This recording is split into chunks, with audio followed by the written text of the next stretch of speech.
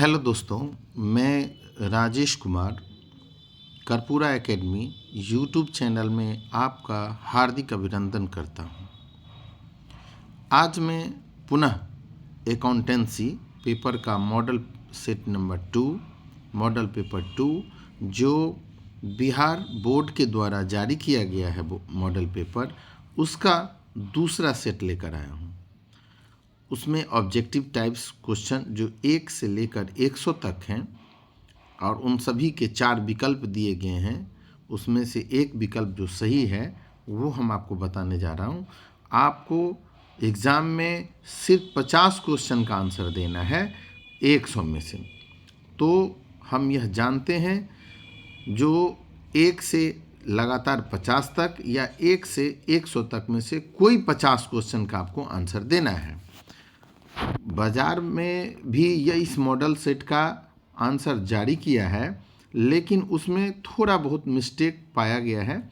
तो मैं प्रयास किया हूँ जो उस मिस्टेक को दूर करके जो सही आंसर हो वो दूँ आप लोगों को और वो गलती कम से कम हो। आते हैं, देखते हैं जो यह क्वेश्चन नंबर 1 क्या बता रहा है। पहला क्वेश्चन है,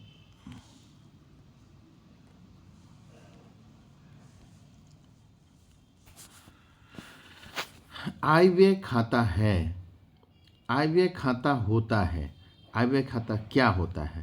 पर्सनल अकाउंट जी नहीं, रियल अकाउंट जी नहीं, नॉमिनल यानी नाम मात्र खाता, ये इसका विकल्प सी आंसर होगा।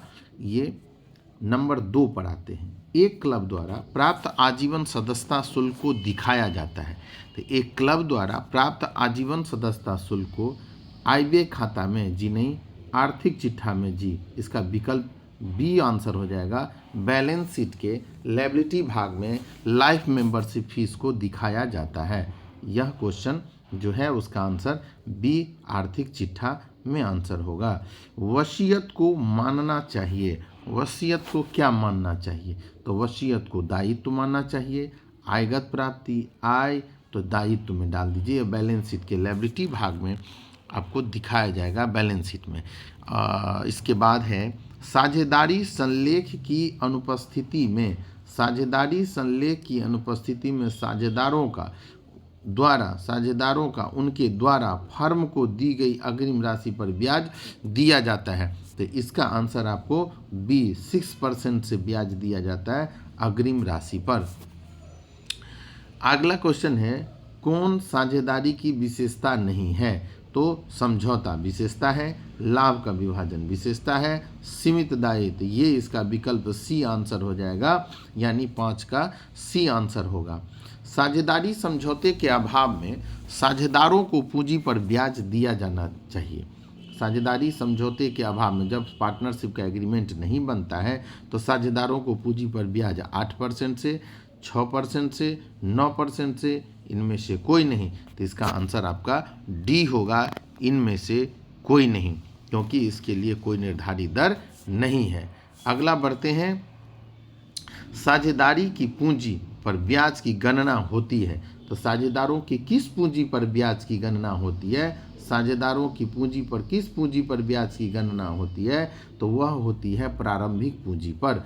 ओपनिंग कैपिटल पर ब्याज निकाला जाता है। साझेदारों को पूंजी पर देय ब्याज लिखा जाता है। साझेदारों की पूंजी पर देय ब्याज लाभ हानि खाते में जी नहीं, वसूली खाते में जी नहीं, लाभ हानि विनियोजन खाते में, इसका आंसर सी हो जाएगा। विकल्प 8 का सी हो जाएगा आंसर, सही आंसर सी होगा। साझेदारी अनुबंध में परिवर्तन का परिणाम है। साझेदारी अनुबंध में परिवर्तन का क्या परिणाम है? तो साझेदारी अनुबंध में परिवर्तन का परिणाम होता है फर्म का पुनर्गठन होता है, फर्म का समापन होता है, फर्म का एकीकरण, इनमें से कोई नहीं, यानी विकल्प ए इसका आंसर हो गया। इसके बाद यह है, पुनर्मूल्यांकन खाते के क्रेडिट पक्ष के डेबिट पक्ष पर अधिक को क्या कहते हैं? तो क्रेडिट पक्ष के डेबिट पक्ष पर अधिक को लाभ कहेंगे, हानि कहेंगे, प्राप्ति कहेंगे, व्यय कहेंगे। तो इसका 10 का आंसर ए हो जाएगा। ए विकल्प इसका सही आंसर होगा। आगे बढ़ते हैं हम लोग 11 नंबर क्वेश्चन पर। दिया गया है, पुनर्मूल्यांकन खाता या लाभ हानि समायोजन खाता है। पुनर्मूल्यांकन खाता व्यक्तिगत खाता जी नहीं, वास्तविक खाता जी नहीं, नाम मात्र खाता यानी विकल्प सी आंसर इसका हो जाएगा। सही आंसर सी होगा। पूंजी पर ब्याज को सामान्यतः मानना चाहिए। लाभ का नियोजन, एक संपत्ति एक व्यय, तो पूंजी पर ब्याज को लाभ का नियोजन यानी विकल्प नंबर ए हो जाएगा। लाभ का नियोजन मानना चाहिए। अगला है ख्याति है। ख्याति क्या है? मूर्त जी नहीं, चालू जी नहीं, अमूर्त, ये इसका विकल्प बी आंसर हो जाएगा। अगला देखते हैं, सामान्य लाभ पर औसत लाभ का अधिक कहलाता है। सामान्य लाभ पर औसत लाभ का अधिक अधिलाभ कहलाता है, जिसको इंग्लिश में सरप्लस कहा जाता है। यह सरप्लस कहलाता है। इसके बाद और दूसरे तरीके से अधिलाभ तो सही है। अब 15, व्यवसाय की प्रसिद्धि के मौद्रिक मूल्य को क्या कहा जाता है? व्यवसाय के प्रसिद्धि के मौद्रिक मूल्य को ख्याति कहा जाता है। सही। अधिकतम ये सब गलत हो जाएगा। पहला विकल्प गुडविल इसका आंसर होगा, ख्याति इसका आंसर होगा। पुनर्मूल्यांकन पर लाभ या हानि को वहन करते हैं। पुनर्मूल्यांकन पर लाभ या हानि को सभी साझेदार, पुनर्मूल्यांकन पर लाभ और हानि को सभी साझेदार वहन करेंगे। सभी साझेदार नहीं, पुराने साझेदार यहाँ पर विकल्प में ए विकल्प जो पुराना साझेदार है ये इसका सही आंसर हो जाएगा। नए साझेदार जी नहीं, सभी साझेदार नहीं। एडमिशन क्वेश्चन एडमिशन लेशन का है, इसका पहला आंसर हो जाएगा। अगला हम लोग देखते हैं, निम्न में से कौन सी संपत्ति एक नए साझेदार के प्रवेश के समय पर अनिवार्यतः पुनः मूल्यांकित किया जाता है। निम्न में से कौन सी संपत्ति एक नए साझेदार के प्रवेश के समय पर अनिवार्यतः पुनर्मूल्यांकित किया जाता है? तो क्या रहतिया? तो जी नहीं, रहतिया तो जी नहीं, तो स्थायी संपत्ति जी नहीं, निवेश तो जी नहीं, ख्याति, ये आंसर हो जाएगा। अनिवार्यतः यह किया जाता है पुनर्मूल्यांकित, ख्याति आंसर हो जाएगा। नए साझेदार द्वारा नगद में लाई गई ख्याति क्या कहलाती है? तो प्रीमियम कहलाएगी। यह प्रीमियम कहलाती है या गुडविल। आप साझेदारों द्वारा फर्म की ऐच्छिक समापन पर, अगर साझेदारों द्वारा फर्म का ऐच्छिक समापन किया जा सकता है तो वह कैसे? तो बहुमत के आधार पर। ये इसका सही आंसर हो जाएगा, बहुमत के आधार पर। अब हम लोग आगे बढ़ते हैं और 20 नंबर क्वेश्चन देखते हैं। इसमें लिखा हुआ है, एक साझेदार का दिवालिया होना फर्म के किस प्रकार के समापन के अंतर्गत आता है? तो यहाँ पर दिया, एक साझेदार का दिवालिया होना फर्म के न्यायालय द्वारा समापन जी नहीं, अनिवार्य समापन किसी घटना के घटित होने पर। सी विकल्प में आप चले जाएं, किसी घटना के घटित होने पर। फर्म के समापन पर सबसे अंत में कौन सा खाता बनाया जाता है? फर्म के समापन पर सबसे अंत में बैंक खाता बनाया जाता है। वसूली सबसे पहले साझेदारों का, उसके बाद साझेदार का ऋण का खाता, उसके बाद यानी अंत में बैंक या रोकर खाता। आप यहाँ पर रोकर खाता भी लिखा रहेगा तो भी आप इसको आंसर में टिक लगा दीजिएगा। एक साझेदारी फर्म के समापन पर की दशा में संदिग्ध ऋण आयोजन का हस्तांतरण किया जाता है। तो एक फर्म के समापन पर साझेदारों संदिग्ध ऋण का हस्तांतरण वसूली खाता में किया जाता है। इसका हस्तांतरण क्या किया जाता है? वसूली खाता, रियलाइजेशन अकाउंट में इसे ट्रांसफर करेंगे। साझेदार की समापन की दशा में दिया है, कोई भी यदि कोई साझेदार फर्म का कोई दायित्व ग्रहण करता है तो डेबिट किया जाता है। जब कोई साझेदारी फर्म में वो फर्म बंद होती है और किसी साझेदार द्वारा कोई दायित्व लिया जाता है तो दिया गया किस खाते को डेबिट किया जाता है? तो वहाँ पर एंट्री हो जाएगा, क्या एंट्री हो जाएगा? समापन की दशा में अगर कोई लेता है realisation account debit, realisation account debit, और जो पार्टनर लेता है उस पार्टनर का नाम लिखा जाता है। तो यहाँ पर इसका क्वेश्चन है जो कौन से खाता डेबिट किया जाता है? तो मेरा आंसर होगा एग्जैक्ट वसूली खाता। यहाँ पर वसूली खाता डेबिट किया जाता है। अगला है, निम्न में से किसे वसूली खाता में हस्तांतरित किया जा सकता है? रोकर खाता का शेष गलत, लाभ हानि खाता शेष गलत, लेनदारों को ये सही है, संचय गलत। यानी 24 का आंसर सी विकल्प हो जाएगा। सी में हम लोग चले जाएंगे। 25 में फर्म के समापन पर वसूली खाते की हानि को किस खाते में डेबिट किया जाता है? तो दिया गया है फर्म के समापन पर वसूली खाते की हानि को किस खाते में डेबिट किया जाता है? साझेदारों के पूंजी खाते में। एंट्री हो जाएगा पार्टनर्स कैपिटल अकाउंट डेबिट और टू रियलाइजेशन अकाउंट, इसका सही आंसर हो जाएगा। यानी इसका आंसर 25 का आंसर हो जाएगा साझेदारों का फर्म के समय वसूली खाते की हानि किस खाते में, तो साझेदारों के पूंजी खाते में, साझेदारों के पूंजी खाते में इसका आंसर हो जाएगा। अब 26 पर आते हैं। चिट्ठे में दिखाई गई रोकड़ बाकी को समापन के समय दिखाया जाता है। तो चिट्ठे में दिखाई गई रोकड़ बाकी को हम लोग कहाँ दिखाते हैं, रोकड़ खाते में दिखाया जा सकता है। आप इसे कैश अकाउंट में ले जाएं, कैश बैलेंस कैश अकाउंट।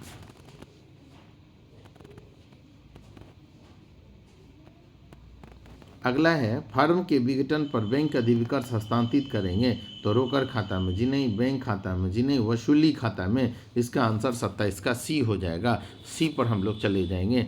28 समापन पर ख्याति दिया गया, समापन पर ख्याति खाता हस्तांतरित किया जाता है, तो एग्जैक्ट ये पूंजी खाता में जी नहीं, रोकड़ खाता में जी नहीं, वसूली खाता में। 28 का भी सी आंसर होगा। 28 के सी में चले जाएं, लाइसेंस के डेबिट भाग में। समापन की दशा में जब कोई साझेदार कोई संपत्ति लेता है तो डेबिट किया जाता है। जब कोई संपत्ति कोई साझेदार लेता है तो उसमें साझेदार का खाता डेबिट किया जाता है। एंट्री बन जाएगा वहाँ पर partners capital account debit, partners capital account debit to realisation account, to realisation account. तो इस तरह से हमारा यहाँ पर आंसर हो जाएगा साझेदारों का पूंजी खाता। जब गैर अभिलेखी दायित्व का भुगतान लिया जाता है तो दर्शाएंगे। जब गैर अभिलेखी दायित्व का भुगतान किया जाता है, लिया जाता है, किया जाता है, तो वसूली खाता के नाम पक्ष में करना है। गैर दायित्व का भुगतान और किसी चीज़ का अगर भुगतान होगा तो आप जान लें रियलाइजेशन का जो अकाउंट खुलता है उसके डेबिट भाग में टू कैश या टू बैंक के नाम से इसे भुगतान किया जाता है। अब हम लोग आगे बढ़ते हैं। अंश आवंटन खाता है।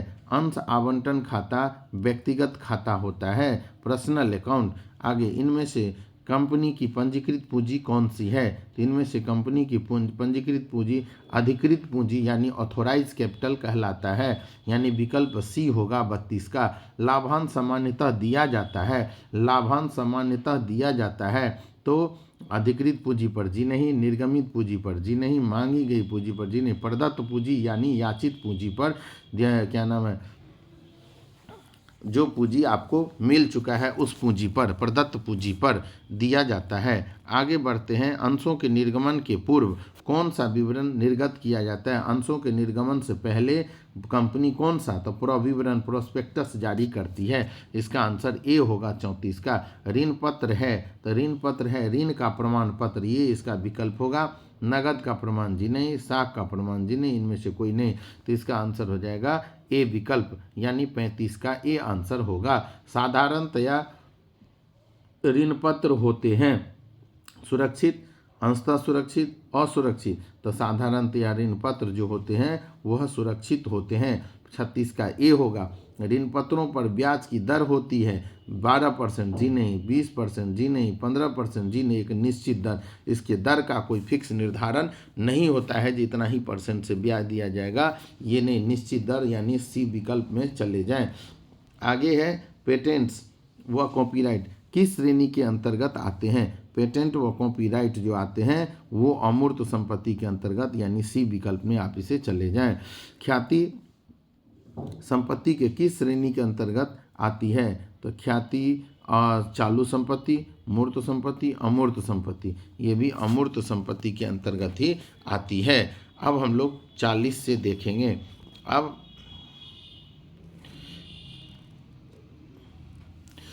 दिया गया क्वेश्चन है प्रारंभिक व्यय चिट्ठे के किस शीर्षक के अधीन दर्शाया जाता है।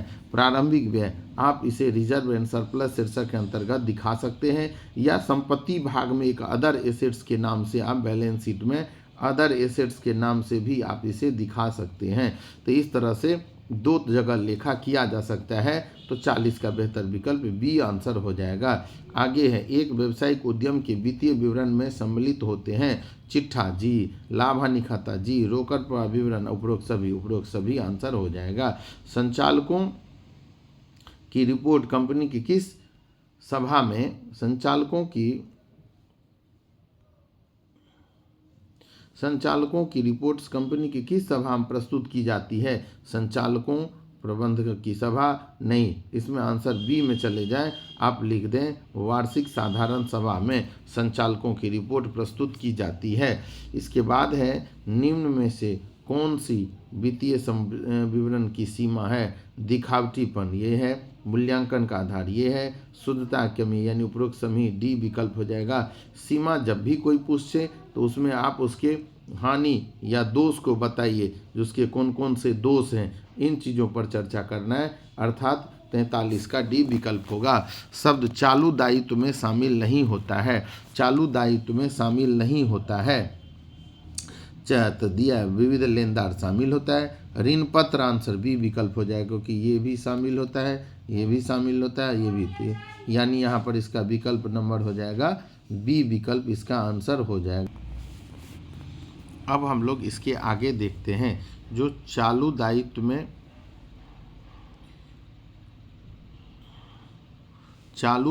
में शामिल नहीं होता है, तो चालू दायित्व में ऋण पत्र शामिल नहीं होता है। अब हम लोग देखते हैं तरल अनुपात को इस नाम से भी जाना जाता है, चालू अनुपात, जिन्हें शीघ्र अनुपात, क्विक रेशियो इसे कहते हैं। आगे बढ़ते, ऋण क्षमता अनुपात तरलता अनुपात है, जी नहीं। क्रियाशीलता, जी नहीं। इसके बाद शोधन क्षमता, जी, इसका आंसर सी हो जाएगा। एक्टिविटी सॉल्वेंसी रेशियो का यह पार्ट है। डेब्ट इक्विटी रेशियो बराबर होता है डेब्ट बट्टा इक्विटी। तो हम लोग आगे बढ़ते हैं, निम्न में से कौन सा गैर संचालन व्यय है? तो किराया संचालन व्यय, बिक्री व्यय, मजदूरी, ये सब गलत विकल्प हैं। यानी यहाँ पूछ रहा है कौन सा गैर संचालन व्यय, मशीन के बिक्री पर हानि, यह इसका आंसर होगा।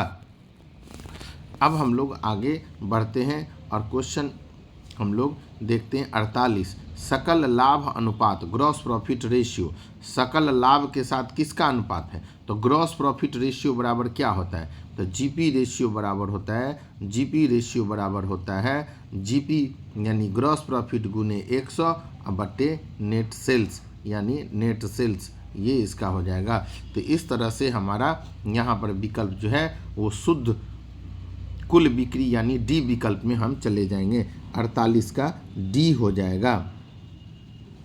अब हम लोग आगे बढ़ते हैं, कौन सी क्रिया संचालन क्रिया के अंतर्गत आती है? कौन सी क्रिया संचालन यानी ऑपरेटिंग, कैश फ्लो का क्वेश्चन है ये। तो कौन सी क्रिया संचालन क्रिया का? तो ऑपरेटिंग एक्टिविटी भूमि का क्रय, जिन्हें इन्वेस्टिंग है, ऋण पत्र फाइनेंसिंग है, समता फाइनेंसिंग है, नगद बिक्री ये ऑपरेटिंग, यानी 49 का डी आंसर हो जाएगा। अब हम लोग आते हैं, निम्न में कौन सा रोकर प्रवाह का अंतर्वाह नहीं है? रोकर अंतर्वाह नहीं है तो अस्थायी संपत्ति, जी नहीं। उसके अस्थायी संपत्तियों का क्रय, जी नहीं। ऋण पत्रों का निर्गमन, जी नहीं। माल का नगद क्रय। तो दिया गया क्वेश्चन क्या, जो कौन सा रोकर का अंतर्वाह, इनफ्लो नहीं है, तो इनफ्लो नहीं है तो माल का नगद विक्रय इनफ्लो है, ऋण पत्रों का निर्गमन इनफ्लो है, अस्थायी संपत्ति से अस्थायी संपत्ति का क्रय ये इनफ्लो नहीं, यानी इसका विकल्प बी आंसर हो जाएगा। अस्थायी संपत्तियों का क्रय, विकल्प बी इसका आंसर होगा। यदि हम कोई संपत्ति खरीदते हैं तो हमारे यहाँ से कैश जाएगा, ये आउटफ्लो का पार्ट हो गया, ये आंसर होगा। निम्न में कौन सा गैर संचालन व्यय है? तो गैर संचालन व्यय, तो मशीन की विक्रय पर हानि, ये गैर संचालन, और सब संचालन व्यय है, तो आंसर डी होगा 51 का। अब हम लोग आते हैं 52 नंबर, ऋण पत्र प्रतिनिधित्व करता है। तो ऋण पत्र संचालकों का कंपनी में हिस्सा, समतांशधारियों का निवेश, कंपनी का दीर्घकालीन ऋण, इनमें से कोई नहीं, तो इसका आंसर हो जाएगा सी विकल्प, कंपनी का दीर्घकालीन ऋण। इसके बाद दिया है, एक कंपनी में सदस्यों का दायित्व होता है, एक कंपनी में सदस्यों का दायित्व सीमित होता है, और सीमित गलत है, स्थिर गलत है, परिवर्तनशील गलत है, यानी इसका 53 का ए आंसर होगा।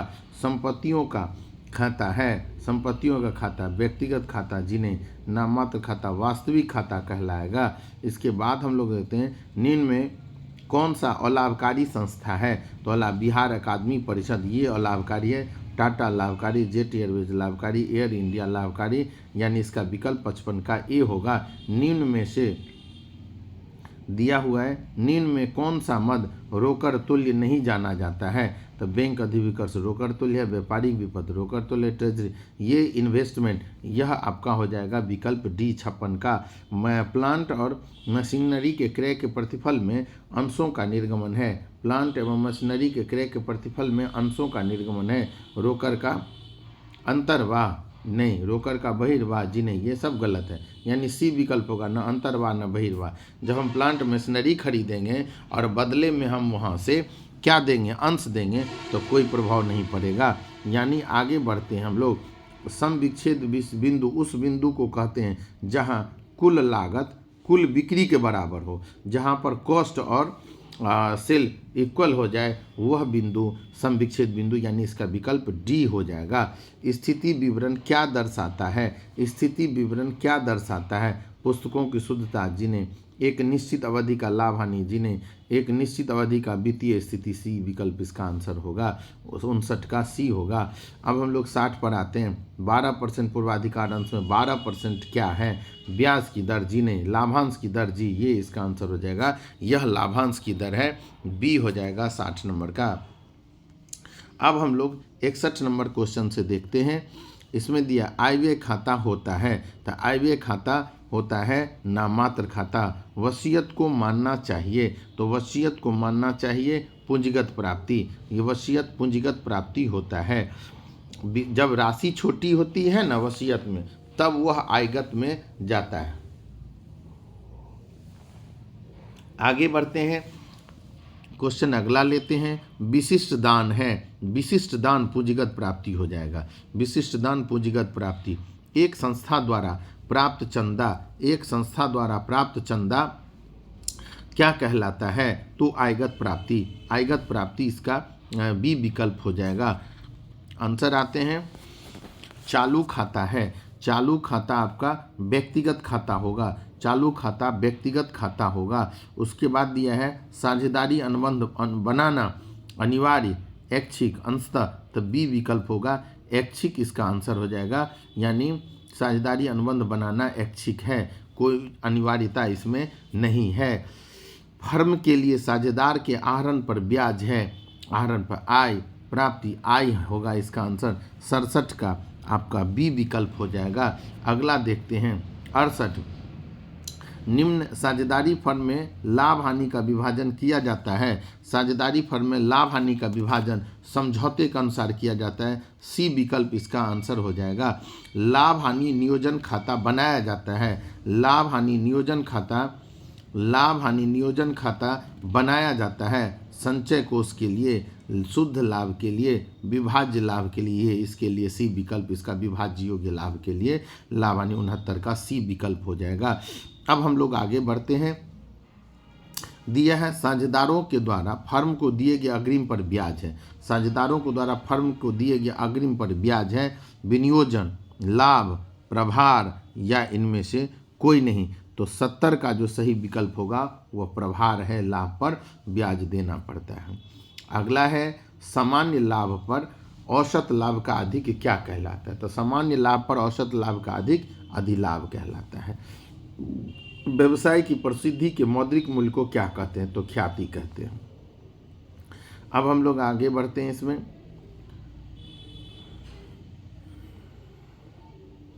पुनर्मूल्यांकन पर लाभ हानि को वहन करते हैं, पुनर्मूल्यांकन पर लाभ हानि को पुराने साझेदार वहन करते हैं। पुनर्मूल्यांकन खाता में नाम पक्ष पर जमा पक्ष का अधिक क्या कहलाता है? तो अगर नाम पक्ष पर जमा पक्ष ज़्यादा हो जाए तो लाभ कहलाएगा, यानी 74 का ए हो जाएगा, 73 का ए और 74 का ए। अब हम लोग आते हैं आगे। साझेदारों के पूंजी खाते के प्रारंभिक शेष को क्रेडिट किया जाता है, साझेदारों के पूंजी खाते के प्रारंभिक शेष को क्रेडिट किया जाता है। पूंजी पर ब्याज, साझेदारों के पूंजी खाते के प्रारंभिक शेष, आहरण पर ब्याज, आहरण तो पूंजी पर ब्याज को क्रेडिट किया, पूंजी खाते में पूंजी पर ब्याज को क्रेडिट किया, 75 का ए विकल्प इसका आंसर हो जाएगा, 75 का ए आंसर होगा। अब हम लोग 76, एक नए साझेदार द्वारा नगद में लाई गई ख्याति को क्या कहते हैं? नया साझेदार अगर गुडविल लाता है तो उसे प्रीमियम, सी विकल्प इसका आंसर हो जाएगा, प्रीमियम कहते हैं। साझेदार के अवकाश ग्रहण करने पर ख्याति की पूरी राशि किसके पूंजी खाता में क्रेडिट की जाती है? अवकाश ग्रहण करने वाले जिन्हें, शेष साझेदार जिन्हें, सभी साझेदार के पूंजी खाते। इसका आंसर डी विकल्प में चले जाएं। 78 का हो जाएगा लाभ हानि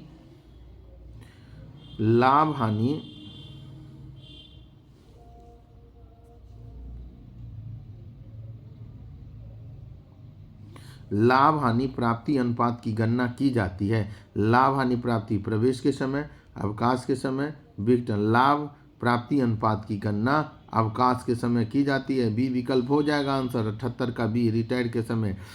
इसके बाद है अवकाश ग्रहण करने के समय पुनर्मूल्यांकन खाते के लाभ हानि को वहन किया जाता है। तो अवकाश ग्रहण करने के समय पुनर्मूल्यांकन के लाभ हानि को बचे हुए साझेदार, सभी साझेदार। बी विकल्प इसका 79 का हो जाएगा। 80 में आते हैं हम लोग, देखते हैं इसमें ए बी सी 5-3-2 के अनुपात में लाभ हानि बांटते हुए साझेदार हैं। ए अवकाश ग्रहण करता है, तो आप यहाँ जान लें जो अगर 5 और 3 और 2 लिखा हुआ है और ए अगर रिटायर कर गया तो 3-2 इसका आंसर हो जाएगा, यानी इसका विकल्प ए आंसर हो जाएगा। इसके बाद मृतक साझेदार को देय राशि चुकाई जाती है। मृतक साझेदार को देय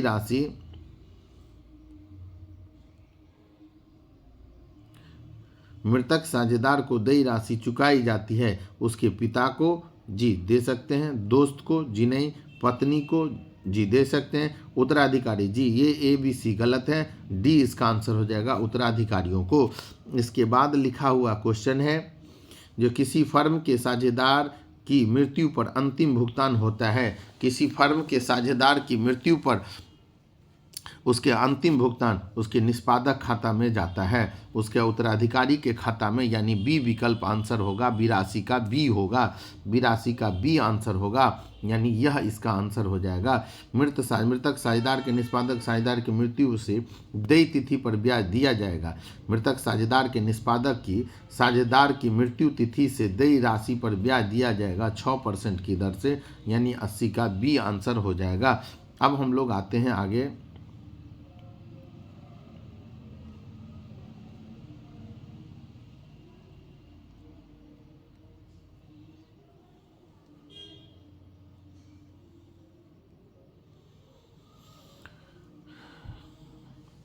अब हम लोग देखते हैं साझेदारों की संयुक्त जीवन बीमा पॉलिसी खाता है। नाम मात्र खाता, व्यक्तिगत खाता, दायित्व या संपत्ति। तो आप विशेष जानकारी ले लें, जो यह खाता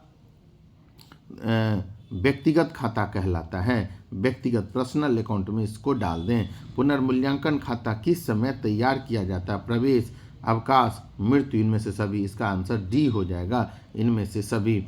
फर्म के विघटन के समय साझेदारों के पूंजी खाते की क्रेडिट बाकी का भुगतान किया जाता है। तो फर्म के विघटन के समय क्रेडिट खाते का भुगतान साझेदारों को किया जाता है।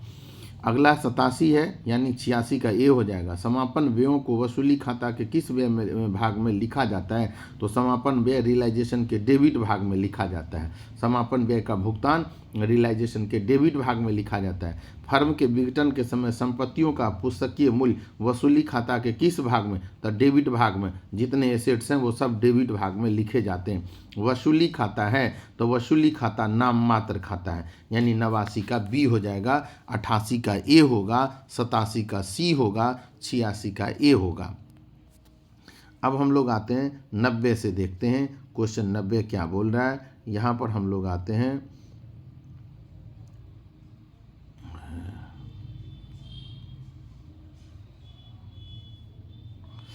फर्म के विघटन पर साझेदारों के पूंजी खाते बंद किए जाते हैं। तो फर्म के विघटन पर साझेदारों के पूंजी खाते बंद वसूली खाता द्वारा, आहरण खाता द्वारा, बैंक खाता। फर्म के विघटन पर साझेदारों के तो बैंक खाता द्वारा, इसमें कैश या बैंक के माध्यम से उसे बंद किया जाता है। अब हम लोग आगे बढ़ते 91। फर्म के समापन पर होने वाले व्यय को क्या कहते हैं? फर्म के समापन पर होने वाले व्यय को वसूली व्यय कहते हैं। ए विकल्प इसका आंसर हो जाएगा, ए वसूली व्यय। साझेदारों द्वारा फर्म का ऐच्छिक समापन किया जा सकता है। बहुमत के आधार पर, ये आंसर हो जाएगा बहुमत के आधार पर। फर्म के समापन पर सबसे अंत में कौन सा खाता बनाना चाहिए? फर्म के समापन पर सबसे अंत में रोकड़ खाता, रोकड़ या बैंक खाता बनाना चाहिए। अब हम लोग आते हैं 94 पर। समापन पर ख्याति खाता हस्तांतरित किया जाता है। समापन पर वसूली खाता में, रियलाइजेशन अकाउंट में फर्म के समापन के समय चिट्ठी में दर्शाया गया सामान्य कोष शेष क्रेडिट किया जाता है। तो फर्म के समापन के समय चिट्ठी में दर्शाया गया सामान्य कोष का शेष क्रेडिट किया जाता है। तो सामान्य कोष कहाँ? तो पूंजी खाते में क्रिएट किया जाता है। इसका आंसर सी हो जाएगा, 95 का सी विकल्प होगा आंसर। चिट्ठी में दिखाई गई रोकड़ बाकी का समापन के समय दिखाया जाता है। तो रोकड़ खाते में, रोकड़ बाकी का शेष रोकड़ खाते में। अगला है फर्म के विघटन पर बैंक अधिविकर्ष को हस्तांतरित किया जाता है 97 का। तो इसे वसूली खाता में, रियलाइजेशन अकाउंट में हस्तांतरित किया जाता है। अब 98 पर आते हैं। फर्म विघटन पर साझेदार के ऋण खाते को हस्तांतरित किया जाता है। तो फर्म के विघटन पर साझेदार के ऋण खाते को हस्तांतरित किया जाता है। वसूली खाता जिन्हें, पूंजी खाता जिन्हें, चालू खाता जिन्हें। डी विकल्प इसका आंसर हो जाएगा 98 का डी। अंशों का निर्गमन किया जा सकता है समूल्य पर जी, प्रीमियम पर जी, लेकिन बट्टा तो अब है नहीं, क्योंकि एक से अधिक, इनमें से सभी आप डाल सकते हैं। पहले बट्टे पर भी था। अब हम लोग देखते हैं समता अंशधारी कंपनी के होते हैं। समता अंशधारी कंपनी के कौन होते हैं? तो बैंकर्स जिन्हें, लेनदार जिन्हें, देनदार जिन्हें, स्वामी। तो इसका आंसर स्वामी हो जाएगा, यानी विकल्प डी होगा। अब 1 से 100 तक हमने इस वीडियो को बनाया। अगर यह वीडियो आपको अच्छा लगे तो आप इसे लाइक करें, सब्सक्राइब करें। सब्सक्राइब करने के बाद दूसरे लोगों को में भी यह शेयर करें, अपने स्टेटस में लगाएं और ज़्यादा से ज़्यादा यह वीडियो शेयर कीजिएगा तो बच्चे लाभान्वित होंगे। और कुछ जो मार्केट का जो मॉडल है उसमें थोड़ा बहुत मिस्टेक है, मैंने इसमें उसे शुद्ध करने का प्रयास किया है। और अंत में यही कहेंगे, जो आप इस पर कमेंट जरूर दें, ये आपको वीडियो कैसा लगा। धन्यवाद।